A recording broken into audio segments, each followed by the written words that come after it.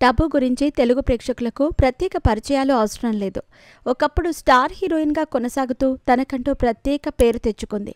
అయితే ప్రస్తుతం మాత్రం హిందీలో వైవిధ్యమైన చిత్రాల్లో కనిపిస్తూ సినీ ప్రేక్షకులను మెప్పిస్తోంది. టబు అనగానే మనకు గుర్తొచ్చేది స్లింప్ పాత్రలతో ఆడియన్స్ని ఆకట్టుకున్న ఒక విలక్షణ నటి. తెలుగు, హిందీ, తమిళ సినిమాల్లో తనదైన శైలిలో నటించి ప్రత్యేక గుర్తింపు సంపాదించుకుంది. హైదరాబాద్లో పుట్టిన బాలీవుడ్లో స్థిరపడి అగ్రనటిగా ఎదిగింది.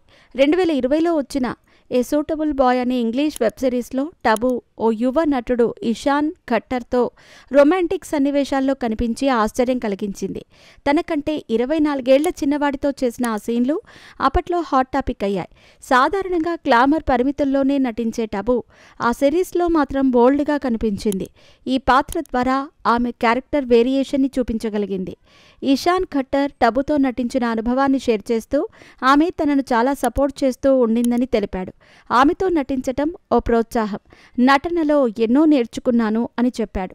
అయితే ఈ సినిమా గురించి కొన్ని మీడియా కథనాల్లో కొన్ని పదాలు వాడటం అప్పట్లో ఎన్నో విమర్శలకు దారితీసింది. అయినా కానీ టబు అలాంటివేమీ పట్టించుకోకుండా ముందుకు సాగింది. ఇక ఈ మధ్య టబు నటించిన క్రూ సినిమా మంచి విజయం సాధించిన సంగతి తెలిసిందే.